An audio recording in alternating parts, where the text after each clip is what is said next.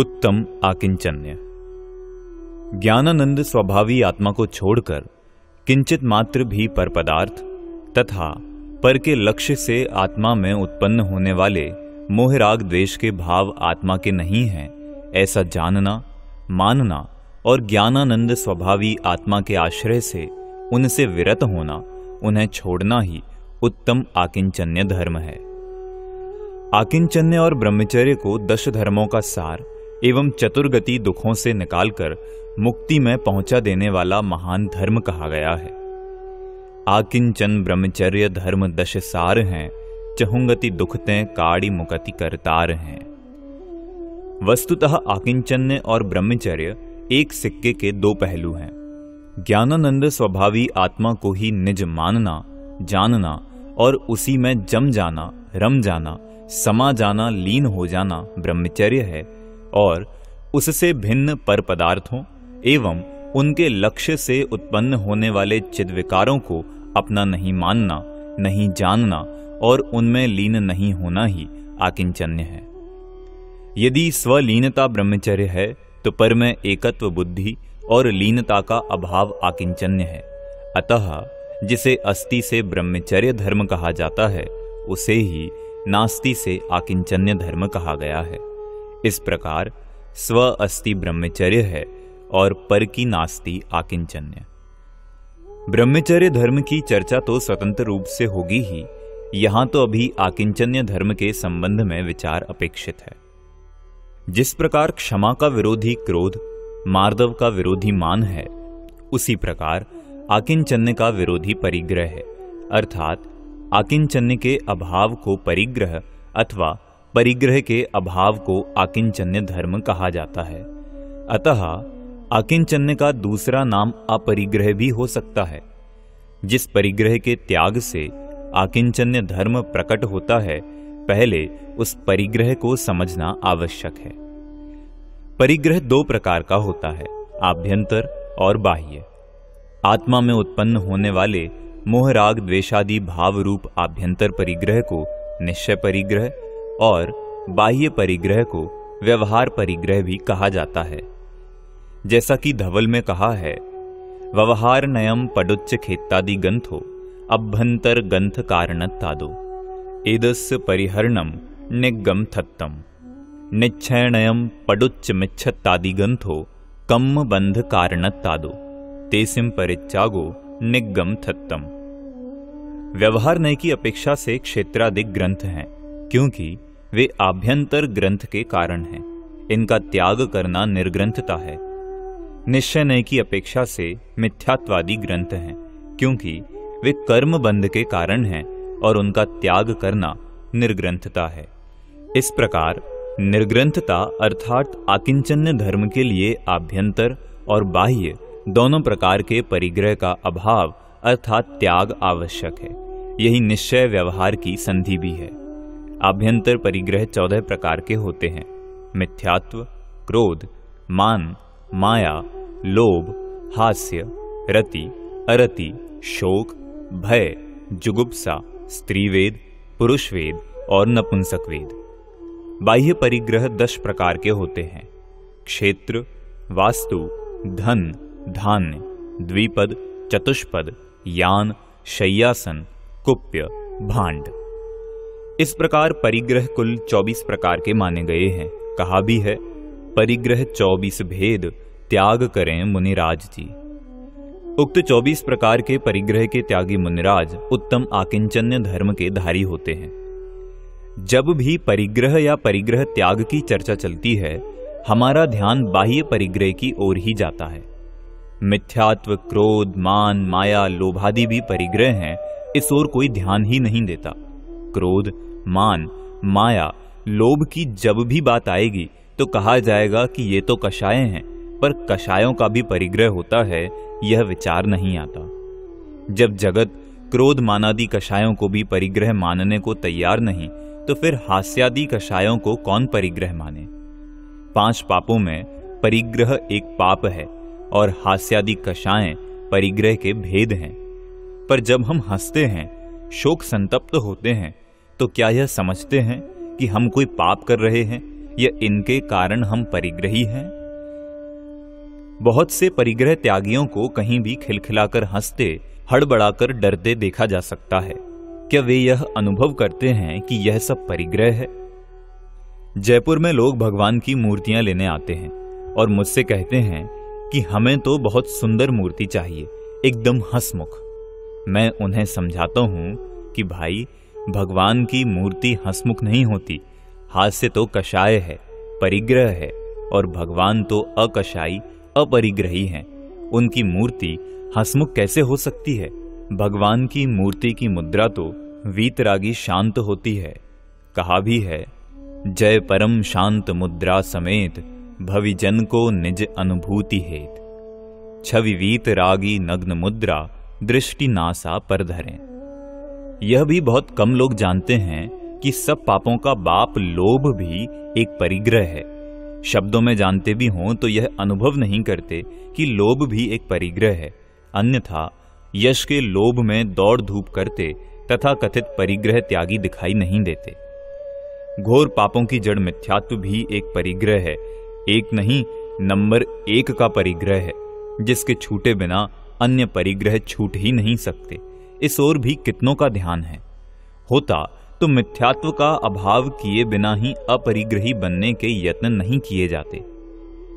परिग्रह सबसे बड़ा पाप है और आकिंचन्य सबसे बड़ा धर्म। जगत में जितनी भी हिंसा, झूठ, चोरी, कुशील प्रवृत्तियां देखी जाती हैं, उन सब के मूल में परिग्रह है। जब मोहराग द्वेष आदि विकारी भाव परिग्रह हैं, तो फिर कौन सा पाप बच जाता है जो परिग्रह की सीमा में ना आता हो? मोहराग द्वेष भावों की उत्पत्ति का नाम ही हिंसा है। कहा भी है, अपरा दुर्भावः खलु रागादीनां भवत्य हिंसेति, तेषामेवोत्पत्तिर हिंसेति जिनागमस्य संक्षेपः। राग द्वेष मोह आदि विकारी भावों की उत्पत्ति ही हिंसा है और उन भावों का उत्पन्न नहीं होना ही अहिंसा है। झूठ, चोरी, कुशील में भी राग द्वेष मोह ही काम करते हैं। अतः राग द्वेष मोहमय होने से परिग्रह सबसे बड़ा पाप है। क्षमा तो क्रोध के अभाव का नाम है। इसी प्रकार मार्दव मान के, आर्जव माया के तथा शौच लोभ के अभाव का नाम है। पर आकिंचन्य धर्म क्रोध, मान, माया, लोभ, हास्य, रति, अरति, शोक, भय, जुगुप्सा, स्त्रीवेद, पुरुषवेद, नपुंसकवेद सभी कषायों के अभाव का नाम है। अतः आकिंचन्य सबसे बड़ा धर्म है। आज तो बाह्य परिग्रह में भी मात्र रुपए पैसे को ही परिग्रह माना जाता है। धन धान्यादि की ओर किसी का ध्यान भी नहीं जाता। किसी भी परिग्रह परिमाणधारी अणुव्रति से पूछिए कि आपका परिग्रह का परिमाण क्या है, तो तत्काल रुपयों पैसों में उत्तर देंगे। कहेंगे कि 10,000 या 20,000, और यह पूछेंगे तो कहेंगे और क्या। मैं जानना चाहता हूं कि क्या रुपया पैसा ही परिग्रह है, अन्य पदार्थ परिग्रह नहीं? धन धान्य, क्षेत्र वास्तु, स्त्री पुत्रादि बाह्य परिग्रहों की भी कोई बात नहीं करता, तो फिर क्रोध मानादि अंतरंग परिग्रहों की कौन पूछता है? जब एक परिग्रह परिमाणधारी से पूछा गया कि परिग्रह तो 24 होते हैं, आपने तो 24 ही का परिमाण किया होगा, तब वे आश्चर्यचकित से बोले, नहीं, हमने तो सिर्फ रुपयों का ही परिमाण किया है, आप बताओ तो 24 का कर लेंगे। मैंने कहा, सो तो ठीक है, पर आपने कभी विचार भी किया है कि 24 परिग्रहों का परिमाण हो भी सकता है या नहीं? तब वे तत्काल कहने लगे, क्यों नहीं हो सकता, सब हो सकता है। दुनिया में ऐसा कौन सा काम है जो आदमी से ना हो सके? आदमी चाहे तो सब कुछ कर सकता है। मैंने कहा, ठीक है, आपको 24 परिग्रहों के नाम तो आते ही होंगे। पहला परिग्रह मिथ्यात्व है, उसका परिमाण हो सकता है क्या? यदि हां, तो फिर कितना मिथ्यात्व रखना और कितना छोड़ना? क्या मिथ्यात्व भी कुछ रखा और कुछ छोड़ा जा सकता है? वे भौचक्के से देखते रहे, क्योंकि मिथ्यात्व भी एक परिग्रह है, यह उन्होंने आज ही सुना था। अस्तु, मैंने अपनी बात को आगे बढ़ाते हुए कहा, भाई, मिथ्यात्व के पूर्णतः छूटे बिना तो व्रत होते ही नहीं। अतः परिग्रह परिमाण व्रत लेने वाले के मिथ्यात्व है ही कहां जो उसका परिमाण किया जाए। इसी प्रकार क्रोध, मान, माया, लोभादि विकारी भाव रूप अंतरंग परिग्रहों का भी परिमाण कैसे और कितना किया जाए, इसका भी विचार किया कभी? चौथे गुणस्थान की अपेक्षा पंचम गुणस्थान में आत्मा का अधिक व उग्र आश्रय होने से अनंतानुबंधी एवं अप्रत्याख्यानावरण क्रोधादि का अभाव हो जाता है तथा किंचित कमजोरी के कारण प्रत्याख्यानावरण एवं संज्वलन क्रोधादि का सद्भाव बना रहता है। तदनुसार धन धान्यादि बाह्य परिग्रह की सीमा बुद्धिपूर्वक की जाती है। इस संपूर्ण प्रक्रिया का नाम ही परिग्रह परिमाण व्रत है। जन सामान्य को इन 24 परिग्रहों की तो खबर नहीं, रुपए पैसे को ही अपनी कल्पना से परिग्रह मानकर उसकी ही उल्टी सीधी मर्यादा करके अपने को परिग्रह परिमाण व्रती मान लेते हैं।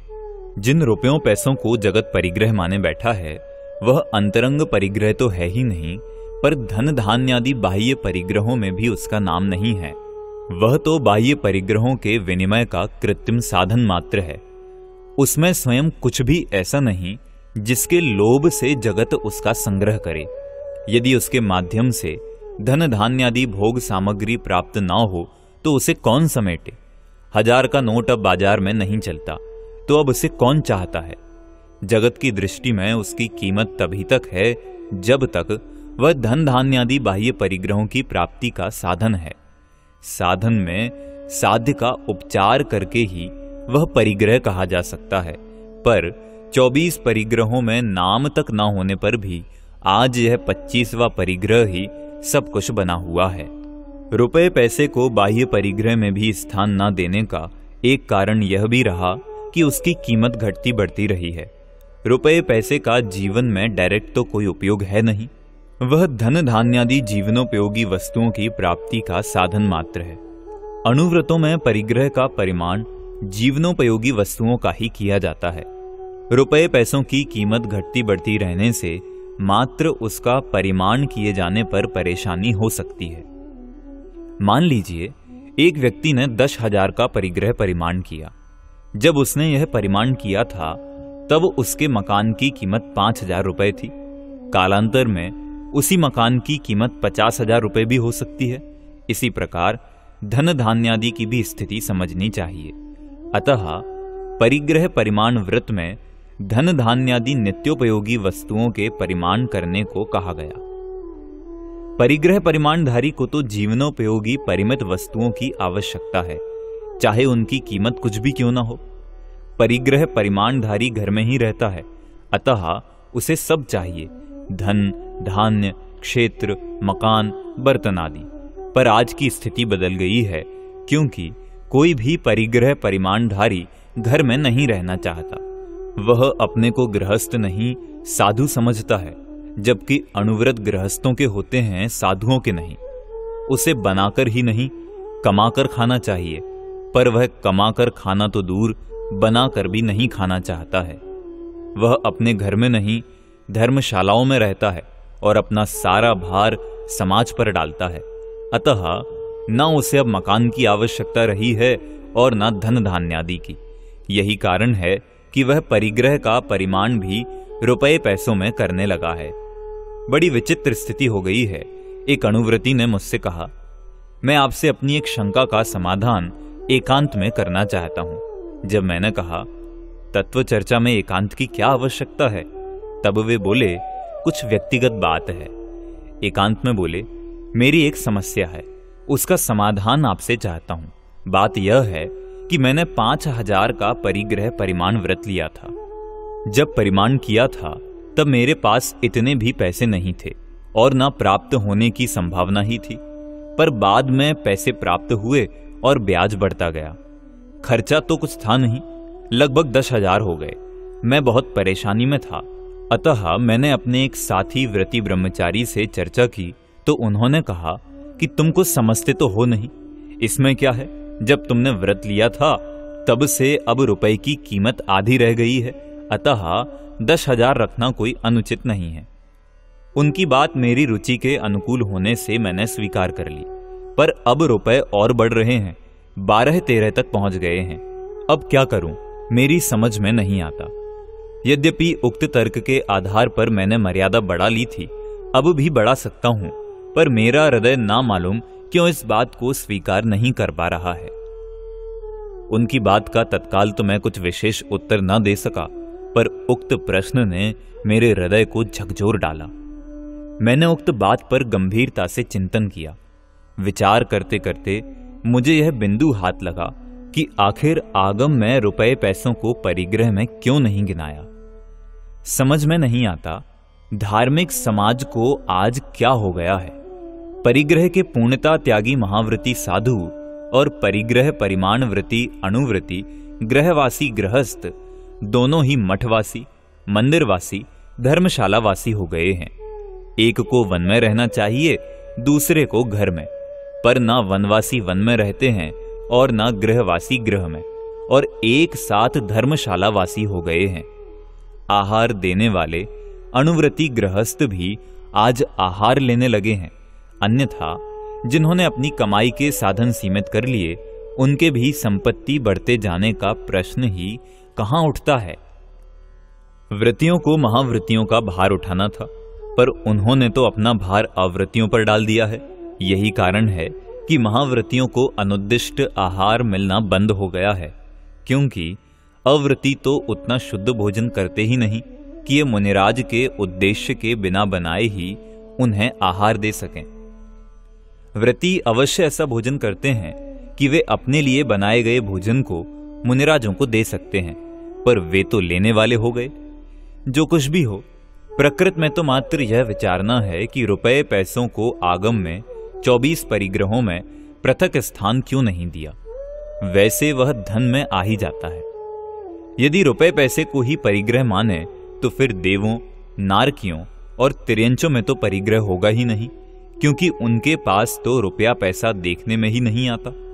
उनमें तो मुद्रा का व्यवहार ही नहीं है, उन्हें इस व्यवहार का कोई प्रयोजन भी नहीं है, पर उनके परिग्रह का त्याग तो नहीं है। इसी प्रकार धन धान्यादि बाह्य परिग्रहों को ही परिग्रह माने तो फिर पशुओं को अपरिग्रही मानना होगा, क्योंकि उनके पास बाह्य परिग्रह देखने में नहीं आता। धन धान्य मकान आदि संग्रह का व्यवहार तो मुख्यतः मनुष्य व्यवहार है। मनुष्यों में भी पुण्य का योग न होने पर धन धान्य आदि बाह्य परिग्रह कम देखा जाता है, तो क्या वे परिग्रह त्यागी हो गए? नहीं, कदापि नहीं। जब आत्मा के धर्म और अधर्म की चर्चा चलती है तो उनकी परिभाषाएं ऐसी होनी चाहिए कि वे सभी आत्माओं पर समान रूप से घटित हों। यही कारण है कि आचार्यों ने अंतरंग परिग्रह के त्याग पर विशेष बल दिया है। कार्तिक्यानुप्रेक्षा में कहा है, बाहिर गंथ विहीणा दलित मणुवा सहावदो होंती अभ्यंतर गंथम पुण न सक दे को विछंडेदुम।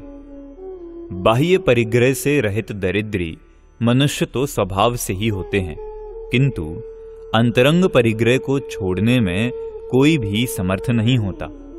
अष्टपाहुड़ के भाव पाहुड़ में सर्वश्रेष्ठ दिगंबराचार्य कुंद कुंद लिखते हैं, भाव विशुद्धि निमित्तम बाहिर गंथस्य कीरये चाओ बाहिर चाओ विहलो अभ्यंतर गंथ जुत्तस्य। बाह्य परिग्रह का त्याग भावों की विशुद्धि के लिए किया जाता है, परंतु रागादि भाव रूप अभ्यंतर परिग्रह के त्याग बिना बाह्य परिग्रह का त्याग निष्फल है। बाह्य परिग्रह त्याग देने पर भी यह आवश्यक नहीं कि अंतरंग परिग्रह भी छूट ही जाएगा।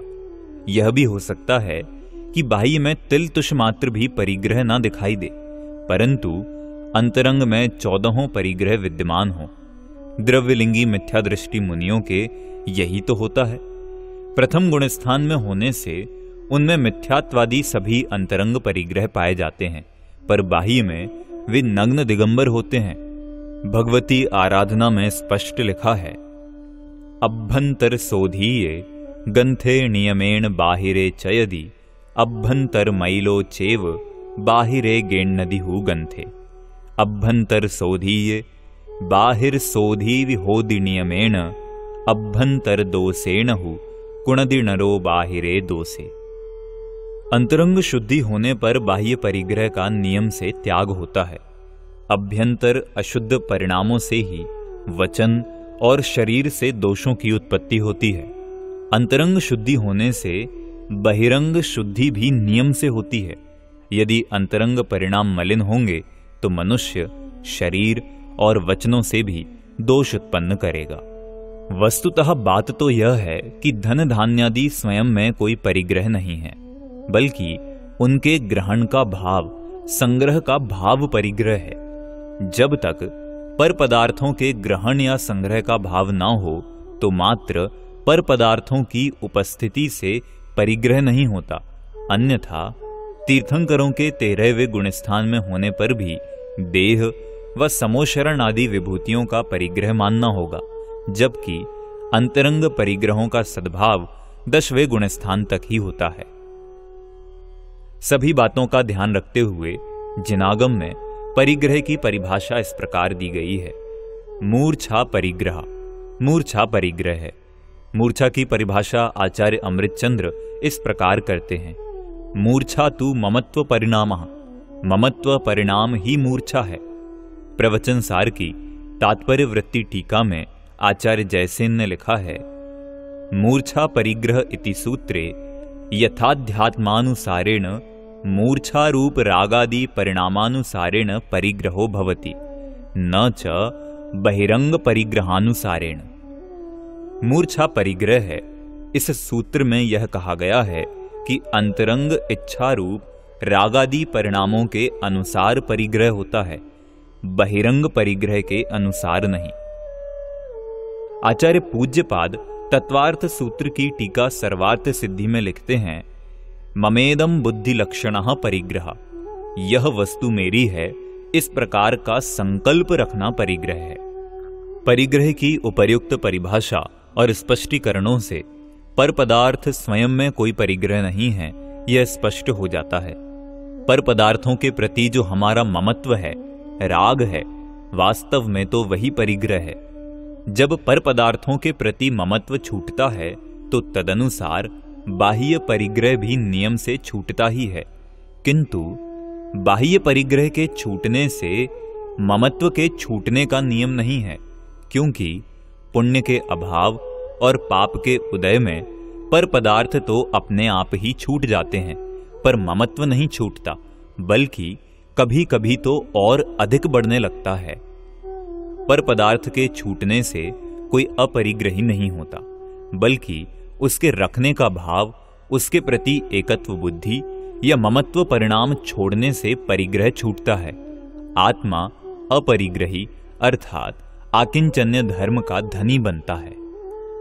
शरीर आदि पर पदार्थों और रागादि चिद विकारों में एकत्व बुद्धि, अहम बुद्धि ही मिथ्यात्व नामक प्रथम अंतरंग परिग्रह है। जब तक यह नहीं छूटता तब तक अन्य परिग्रहों के छूटने का प्रश्न ही नहीं उठता, पर इस मुग्ध जगत का इस ओर ध्यान ही नहीं है। सारी दुनिया परिग्रह की चिंता में ही दिन रात एक कर रही है, मर रही है। कुछ लोग पर पदार्थों को जोड़ने में मग्न हैं, तो कुछ लोगों को धर्म के नाम पर उन्हें छोड़ने की धुन सवार है। यह कोई नहीं सोचता कि वे मेरे हैं ही नहीं, मेरे जोड़ने से जुड़ते नहीं और ऊपर ऊपर से छोड़ने से छूटते भी नहीं। उनकी परिणति उनके अनुसार हो रही है, उसमें हमारे किए कुछ नहीं होता। यह आत्मा तो मात्र उन्हें जोड़ने या छोड़ने का विकल्प करता है, तदनुसार पाप पुण्य का बंध भी करता रहता है।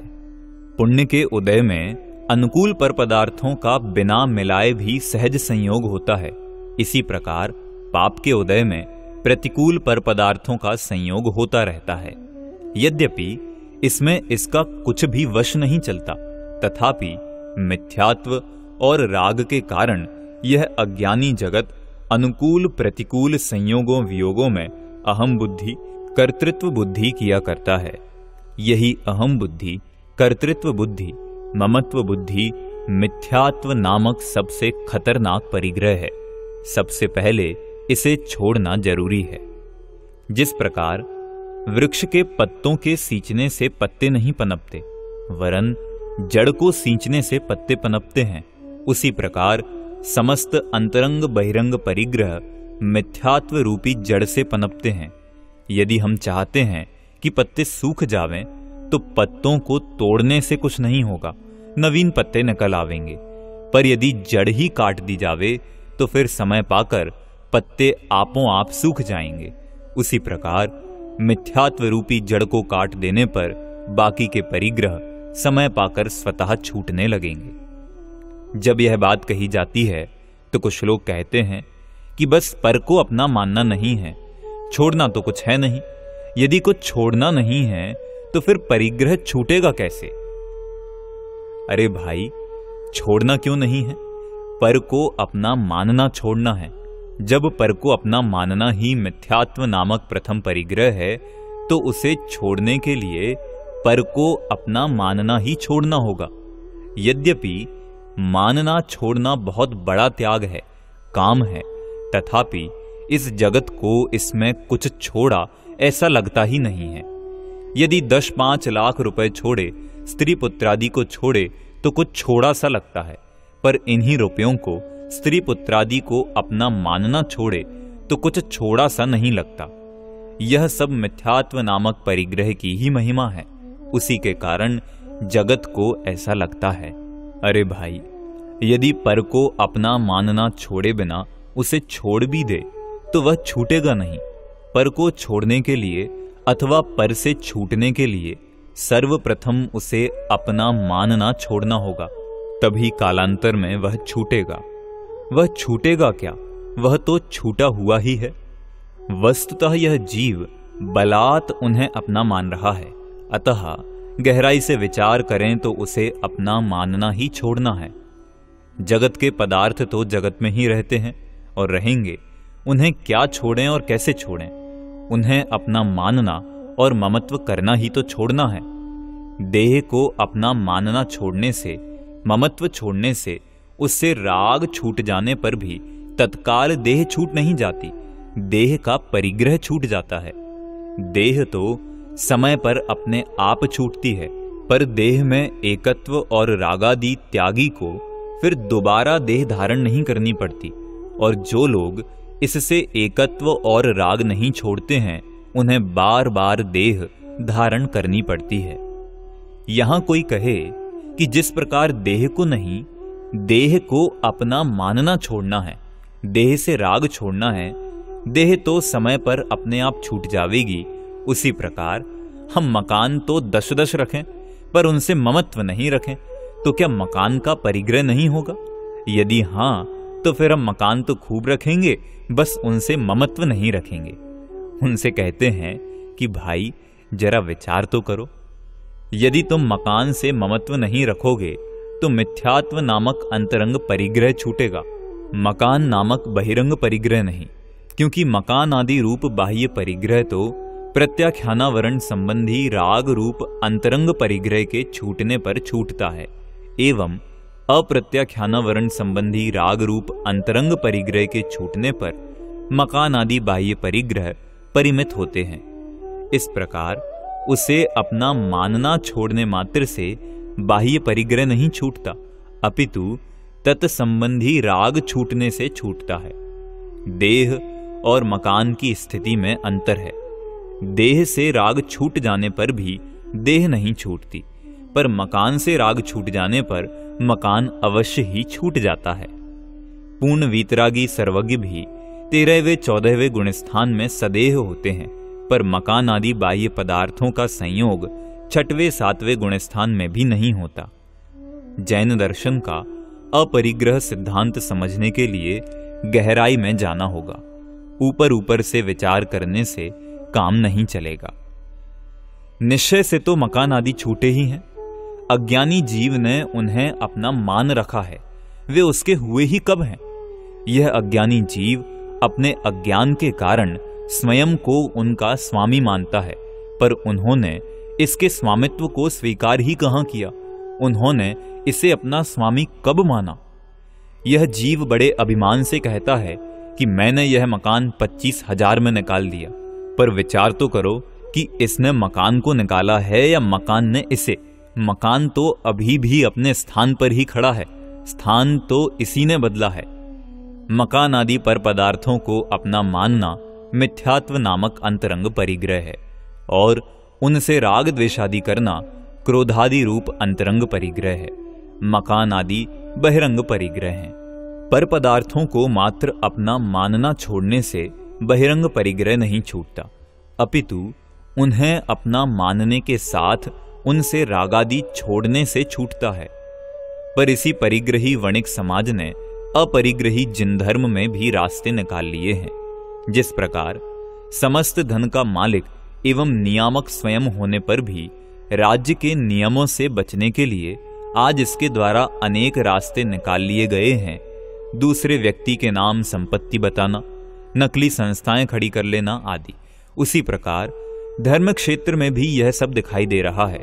शरीर पर तंतु भी न रखने वाले नग्न दिगंबरों को जब अनेक संस्थाओं, मंदिरों, मठों, बसों आदि का रुचि पूर्वक सक्रिय संचालन करते देखते हैं तो शर्म से माथा झुक जाता है। जब साक्षात देखते हैं कि उनकी मर्जी के बिना बस एक कदम भी नहीं चल सकती, तब कैसे समझ में आवे कि इससे उनका कोई संबंध नहीं है। लौट फिरकर बात वहीं आ जाती है कि अंतरंग परिग्रह त्यागे बिना यदि बाह्य परिग्रह छोड़ा जाएगा तो यही सब कुछ होगा, क्योंकि अंतरंग परिग्रह के त्याग के बिना बहिरंग परिग्रह का भी वास्तविक त्याग नहीं हो सकता। फिर भी शास्त्रों में नववे ग्रैव्यक तक जाने वाले जिन द्रव्यलिंगी मिथ्या दृष्टि मुनिराजों की चर्चा है, उनके तो तिल तुष्मात्र बाह्य परिग्रह और उससे लगाव देखने में नहीं आता। अंतर्दृष्टि बिना उनके द्रव्य लिंगत्व का पता लगाना असंभव सा ही है। मिथ्यात्वादी अंतरंग परिग्रह के त्याग पर बल देने का आशय यह नहीं है कि बहिरंग परिग्रह के त्याग की कोई आवश्यकता नहीं है या उसका कोई महत्व नहीं है। अंतरंग परिग्रह के त्याग के साथ साथ बहिरंग परिग्रह का त्याग भी नियम से होता है। उसकी भी अपनी उपयोगिता है, महत्व भी है, पर यह जगत बाह्य में ही इतना उलझा रहता है कि उसे अंतरंग की कोई खबर ही नहीं रहती। इस कारण यह अंतरंग परिग्रह की ओर विशेष ध्यान आकर्षित किया है। जिसके भूमिकानुसार बाह्य परिग्रह का त्याग नहीं है, उसके अंतरंग परिग्रह के त्याग की बात भी कोरी कल्पना है। यदि कोई कहे कि हमने तो अंतरंग परिग्रह का त्याग कर दिया है, अब बहिरंग बना रहे तो क्या, तो उसका यह कहना एक प्रकार से छल है, क्योंकि अंतरंग में राग के त्याग होने पर तदनुसार बाह्य परिग्रह के संयोग का त्याग भी अनिवार्य है। यह नहीं हो सकता कि अंतरंग में मिथ्यात्व, अनंतानुबंधी, अप्रत्याख्यान और प्रत्याख्यान, क्रोध, मान, माया, लोभ का अभाव हो जावे और बाहर में नग्न दिगंबर दशा ना हो। उक्त अंतरंग परिग्रहों के अभाव में बाह्य में सर्व परिग्रह के त्याग रूप नग्न दिगंबर दशा होगी ही। आकिंचन्य धर्म का धारी अकिंचन्य बनने के लिए सबसे प्रथम आकिंचन्य धर्म का वास्तविक स्वरूप जानना होगा, मानना होगा। समस्त पर पदार्थों से भिन्न निजात्मा का अनुभव करना होगा। तत्पश्चात अंतरंग परिग्रह रूप कषायों के अभाव पूर्वक तदनुसार बाह्य परिग्रह का भी बुद्धि पूर्वक, विकल्प पूर्वक त्याग करना होगा।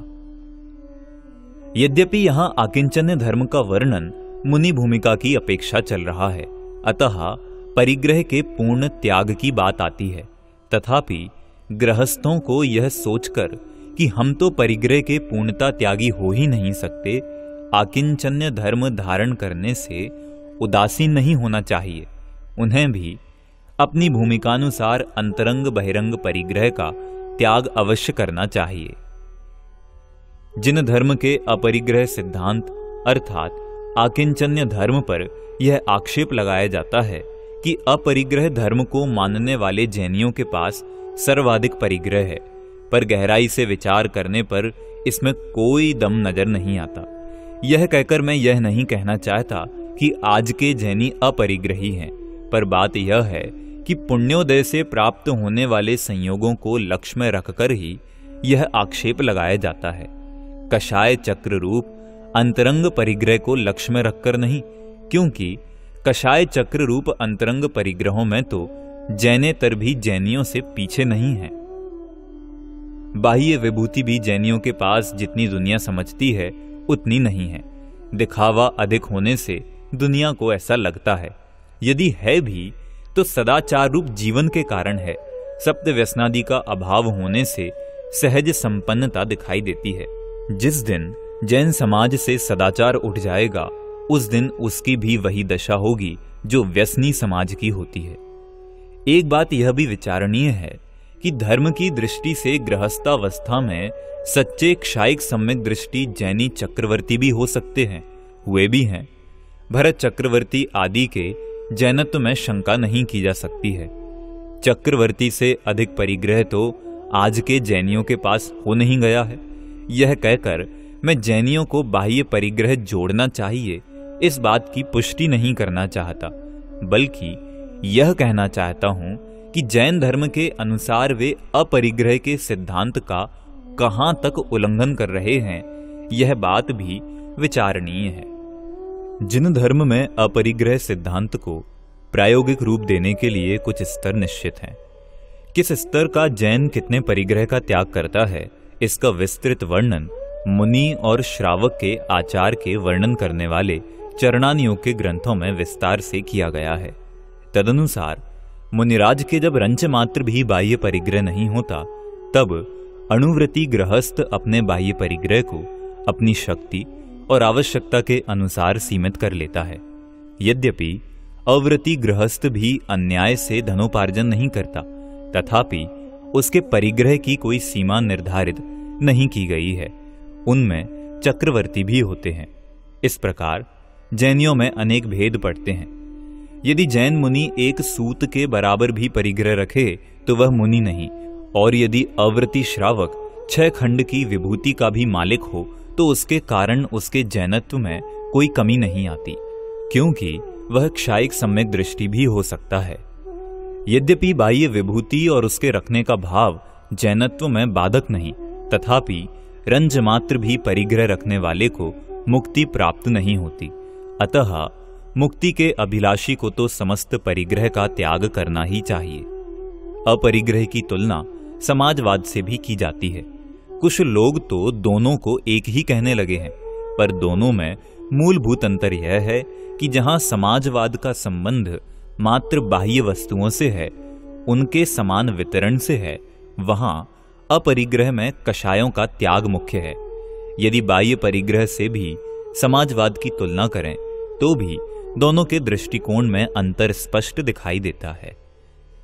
समाजवाद के दृष्टिकोण के अनुसार यदि भोग सामग्री की कमी नहीं है और वह सबको इच्छानुसार प्राप्त है, तो फिर उसके त्याग का या सीमित उपयोग का कोई प्रयोजन नहीं है। पर अपरिग्रह के दृष्टिकोण से यह बात नहीं है। भले ही सभी को असीमित भोग प्राप्त हो, फिर भी हमें अपनी इच्छाओं को सीमित करना ही चाहिए। अनाज की कमी से सप्ताह में एक दिन भोजन नहीं करना अलग बात है, और किसी भी प्रकार की कमी न होने पर भी भोजन का त्याग दूसरी बात है। समाजवादी दृष्टिकोण पूर्णतः आर्थिक है, जबकि अपरिग्रह की दृष्टि पूर्णतः आध्यात्मिक है। यदि सबके पास कार हो और तुम भी रखो तो समाजवाद को कोई ऐतराज नहीं होगा, पर अपरिग्रह कहता है तुम्हें औरों से क्या, तुम तो अपनी इच्छाओं को त्यागो अथवा सीमित करो। समाजवादी दृष्टिकोण में परिग्रह को सीमित करने की बात तो कुछ बैठ भी सकती है, पर परिग्रह त्याग की बात कैसे बैठेगी? क्या कोई समाजवादी यह भी चाहता है कि संपूर्ण परिग्रह त्याग दिया जाए और सभी नग्न दिगंबर हो जाएं? नहीं, कदापि नहीं। पर अपरिग्रह तो पूर्णतः त्याग का ही नाम है। सीमित परिग्रह रखने को परिग्रह परिमाण कहा जाता है, अपरिग्रह नहीं। यहां जिस आकिंचन्य धर्म रूप अपरिग्रह की बात चल रही है, वह तो नग्न दिगंबर मुनिराजों के ही होता है।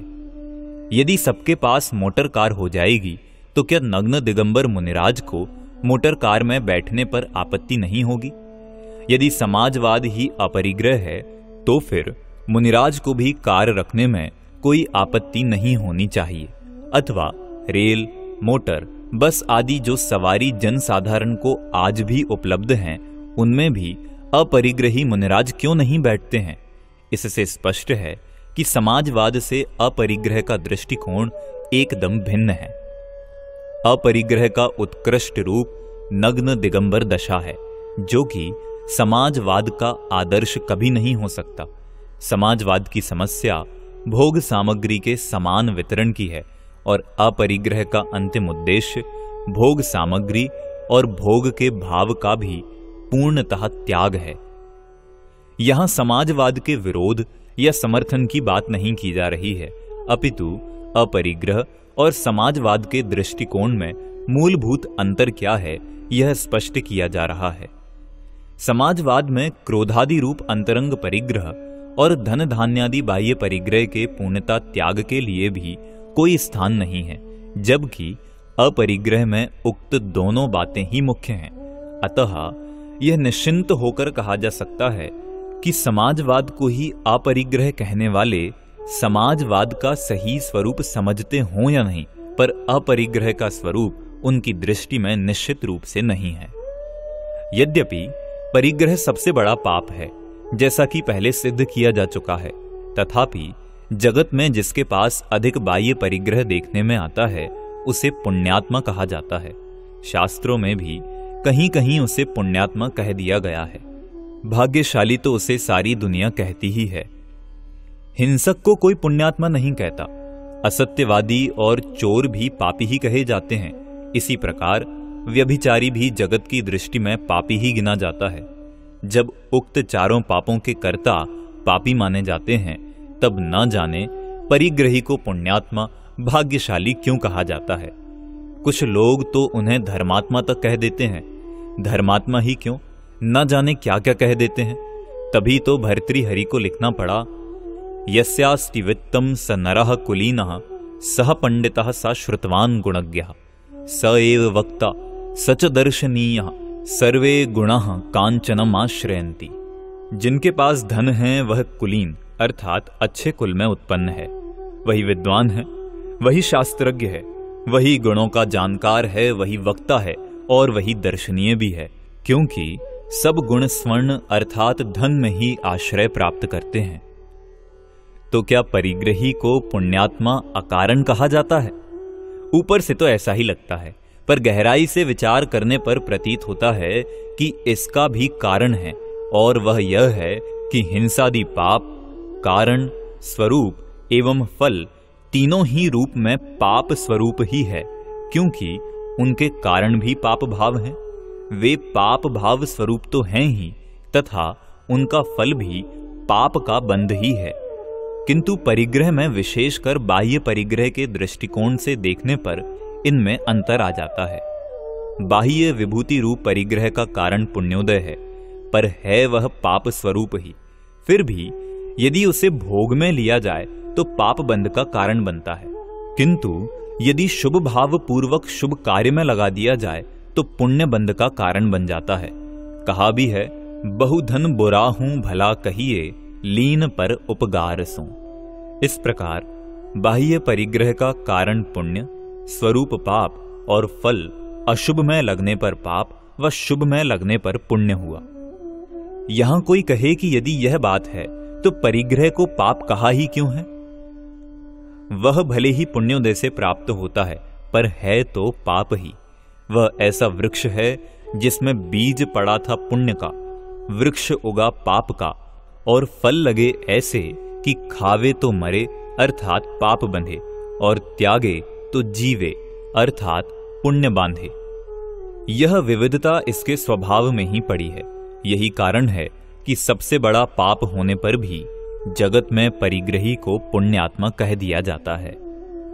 वस्तुतः बात तो ऐसी है कि पाप के उदय से कोई पापी और पुण्य के उदय से कोई पुण्यात्मा नहीं होता, परंतु पाप भाव करे सो पापी, पुण्य भाव करे सो पुण्यात्मा, और धर्म भाव करे सो धर्मात्मा होता है।